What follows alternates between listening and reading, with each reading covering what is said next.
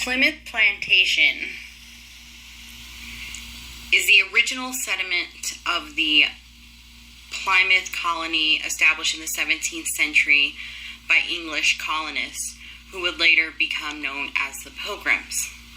Plymouth, Massachusetts, in 1940 did found a replica of the settlement, which still exists today, in which indigenous populations as well as reenactors come together to show the original town and peoples and customs they had. This is where we get the infamous Thanksgiving idea of the native helping the pilgrim and them living in this kind of easy coexistence. In 1633, there was a infectious fever that spread among the colonists. Surprisingly, it was the native people that told the colonists this was to happen. There was a 17-cycle association with the cicada breeding that often caused this type of infection. And it was the native peoples that did advise the settlers not to go near where cicadas like to breed, where they like to hide, etc. And this is reported by William Bradford. Surprisingly, after this, there is much removal of Native American wisdom, intelligence, as well as any type of notion of them being seers or prophets. It was a way to remove Native American power, especially since after this colony, many of the native homelands were going to be stripped and many of the native peoples were going to be relocated in different areas. There is also a kind of stereotype that Indians had no disease or infections, that they were immune or have never encountered any type of disease, which is actually very false, but could have come from the diaries of Christopher Columbus. Christopher Columbus wrote in his diaries that while encountering the native peoples, it was like going back to Adam and Eve in their original habitation of the Garden of Eden. Of course, being in the Garden of Eden, they had no concept of what was a predator, and therefore he found it very easy to take advantage of these peoples, as he so reports in his journals. But that was not the case. The Indians did have many type of infections and things like that they were able to advise the settlers, but they were always meant to be the kind of helpmate to the pilgrims. They were not meant to be equals whatsoever. Logic of settler colonization. The native people had many myths, legends, and stories, such as the Wendigo pictured here, of many creatures that carry disease, infection, and it was something as a creation warning story on what to look out for, what to avoid. The Wendigo was a story about a man who eats, depending on the region, either eats cannibalized flesh and becomes this hungry, monstrous form, which is known as the Wendigo. Now, sometimes in the mythos, the man also eats some type of poisonous, old, dead meat that causes him to get sick. So essentially the story of the Wendigo might be about don't eat, of course, human flesh, which, as we know, does carry bacteria that has a way of eating the brain and causing a form of psychosis, and as well as maybe watching how you prepare your meats and foods moving forward. Unfortunately for the settler colonization, the Wendigo becomes a psychosis of the white settler. Native Americans don't seem to have a consciousness. They don't seem to have any type of particular set culture or history before the white settler. And it essentially becomes part of the narrative framework for how they tell stories of the settler and the native people. So essentially, the Wendigo isn't a story about how natives relate to why we shouldn't be cannibalized, why we should not eat poisonous meat. Instead, the Wendigo becomes kind of a image for the pioneer, the frontiersman, and the scalp hunter, as opposed to the Wendigo being part of a certain culture. And there's quite a few other monstrous beings that have the same type of mythos that are seen in the same type of framework. Unfortunately, with the narrative framework, it's really hard to break once this becomes part of the story, once this becomes part of the stereotype. And what happens is, unfortunately, many imagery can be misleading as far as that, because everything that is an imagery for a native person now becomes an imagery for the white settler culture. Edgar Allan Poe was an American writer, poet, editor, and literary critic. He's best known for his poetry and short, kind of gothic tales of the macabre and very kind of, eerie short tales. He lived between 1809 and 1849, during which is known as the antebellum American ship. So during this time, there was a lot of medical journals doing research on abnormal bodies that would have been displayed very publicly throughout newspapers. The white cis male body was considered to be the perfect specimen body type, and any non-white body is considered to be abnormal. Of course, a lot of the medical journals were also talking about people born with disabilities, abnormalities, etc., etc. But it would have been very common in newspapers to talk about the lynchings, the abuse, and the punishment of Native peoples as well as African peoples as criminals and abnormal. So a lot of these themes and elements take place in Edgar Allan Poe's story. One in particular is the tale of the tale of the loss of breath, with the lack of breaths as the racist portrayal of the native person, especially to the frontier, as according to William Eder. He also reports that a lot of Poe stories are native inspired, but native people don't get the credit, like with Edgar Allan Poe's The Raven. Native people had a tale where the raven would bring death or carry the soul to the afterlife. It was the messenger between realms. But when we look at Edgar Allan Poe's The Raven, a lot of times it's mentioned back to the Greek and Odin and his ravens, because those are the tales that are well known, well liked, and the ones that have been portrayed as the normal tales as opposed to the abnormal antebellum. Now, part of this, of course, is to propagandize who we see as the normal body and who we don't.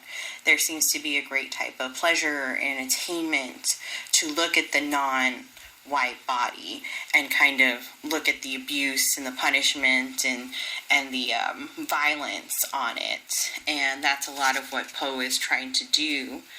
According to Analyc, The Invasion and Contagion, The Spectacle of the Diseased Indian, and Poe's The Mask of the Red Death, says that the ghostly other, the inhuman other, is both the native. Okay, so it's the native in the tale coming to show the white settlers what it has done and inevitably kills them. But it's also showing here how the white settlers treat the native person as kind of ignored, as well as in the background, or kind of on the outs of the of the castle in which they're all partying and taking place. And so here we can see in Poe's kind of plague disease literature that the native person is there, it's just lacking.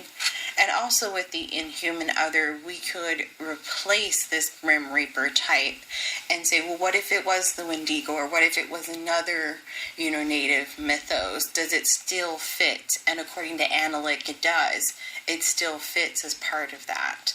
But of course, it goes back to this antebellum American idea that the white cis male body is the perfect body. That was the propaganda, and anything countering that cannot be considered.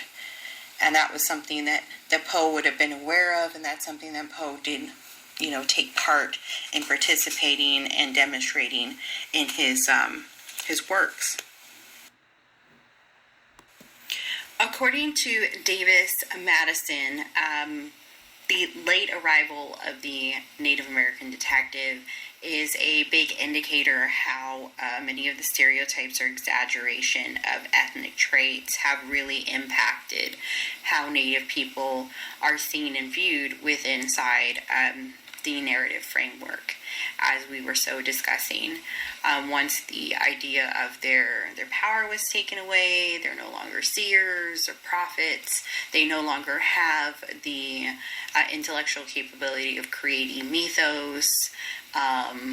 And one of the other things we've touched on with plague literature, how they had no type of medical insight whatsoever, it creates it very difficult trying to move forward in literature to create a Native American, a character that is in part whole Native American. One of the things Madison touches on is this combination of being both Native and being both white. And he says part of the reason for this is because there's what he calls the universal fictional engine character, which is essentially a character that is very spiritual. They have some type of supernatural insight or control of the supernatural. They have combat skills that others might not have, such as tracking abilities. And they always seem to be coupled with an elderly, wise character. So he says in order to combat the stereotyping, what they've done is they've started combining many Native American characters with white backgrounds in order to kind of draw from both sides of the coin, of both sides of the coin, or the fictional idea. It goes back all the way to the Plymouth plantation idea that there is this partnership that can exist in a single character. And Madison says this could be a good thing because there are people that do exist in this biracial realm. But if it's used incorrectly, it can really have devastating and negative consequences. Jack London's The Scarlet Plague is the epitome of what Madison was saying is an inappropriate combination of this idea of Native and white cultures being collided or forced together. Many of the wording within London's Scarlet Plague was definitely very skewed to Native people, such as when he calls the grandkids savages, and he says they walk around with scalps and everything's very tribal. They wear moccasins and brown skins and furs, and part of this was very intentional on London's side. What he's really trying to say is there's realms of Native cultures that he appreciates, but he doesn't want a person of color enacting them. So in London's tale, the grandson... Jack London is an American novelist. He was also a journalist and a pioneer in commercial fiction. He wrote for American magazines, and in some aspects he was also a social advocate as well. Some of the literary movements he participated in was realism and naturalism. So before I decided to take the Scarlet Plague and essentially say this is an inappropriate combination of races, or that without society, the term he used was Anglo-Saxon. The Anglo-Saxon, without civilization, the Anglo-Saxon falls into being the native person. And as Professor Smith, who could be a mouthpiece for London, completely hates the notion that they have fallen into this realm, I did some research on him. And according to John Dudley, Jack London's wrote as a sports news reporter, particularly on the sport of boxing. And London was very praiseworthy of the boxing community because of its brutality. He loved, seeing this kind of world. And that also comes through with his displays of the South Pacific as well. As London was going to kind of touring the South Pacific, he wanted to witness what it was to see cannibalism. As an Anglo-Saxon himself, he said, of course, that's something that he would never participate in. He couldn't, but being with inferior races and beings, he wanted to see them do it for the type of entertainment of that brutality. He was also a huge follower of eugenics. Eugenics was developed largely by Sir Francis Galton, who was also the cousin of Charles Darwin. It's the study of how reproduction in human populations tend to increase certain heritable traits, as well as kind of breed out some of the non-desirable traits. And it was a doctrine that was adopted heavily by the Nazis in order to kind of get rid of disabled people as well as other minority groups, and of course the final solution for the Jews. So this was something that London wrote very heavily about. He very praised it, and he really encouraged it with the South Pacific, saying that if, in order to get rid of this idea of their culture of cannibalism, they really needed to be bred with the Anglo-Saxon person in order to remove this trait from them. And also in most of his sports writing, he hated other opponents who were of what he called inferior races. If they were African American, Mexican American, anything like that, he deemed them inferior, and he was also very upset if they won against a Anglo-Saxon person in the ring. And there is even an article where he praises his readers for killing 8 black men as retaliation for a black boxer winning the match against an Anglo-Saxon. So there is evidence, there is prejudice there to insist that what Langdon is writing in The Scarlet Plague is indeed accurate.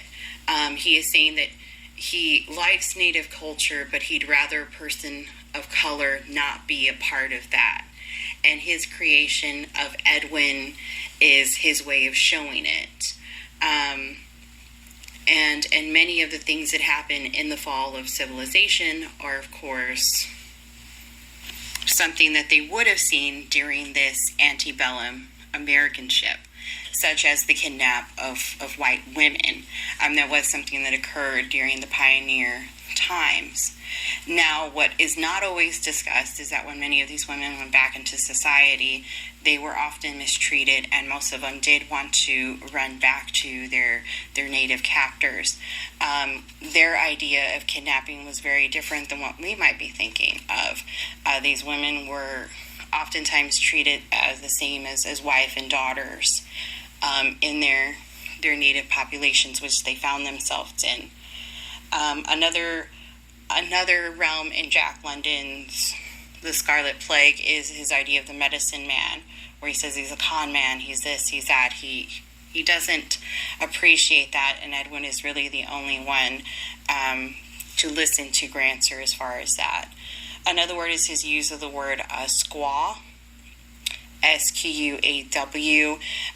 It's not only considered a sexist term, but a very racially motivated term as well. So it has a kind of a double onset. So squaw really is a native term that means vagina. It was never meant to mean woman, but this is something that's a specifically racially charged word towards Native women. So Jack London is really saying, without society, we are going to be Native peoples again, which, as I said, he did not like. And in the book, we hear about two other tribes that Smith is familiar with. They do have Latino names. One such name is Lopez, and he hates these tribes, and he says that they're going to fall, they're inferior, they're dumb, the men are cowards, and everything. So really, Professor Smith, or Grancer, is really seen as this mouthpiece of London. And really what the Scarlet Plague is doing is just a faster way of eugenesis, because it's getting rid of all of the people that he deems inferior. And the only reason that Smith survived, so to speak, was so that he could save his knowledge of books and the alphabet for the next generations, like Edwin's generation. Because Edwin is that generation where he can still remember the stories. He still knows a little bit of something as far as his brothers, who are so wild. They don't even have pleasant names, so to speak. So they're the ones that he's like they're there. But Edwin is the ideal character, existing as this combination of native and white culture. Of course, Landon didn't want him to be a person of color, which is why we get this tale.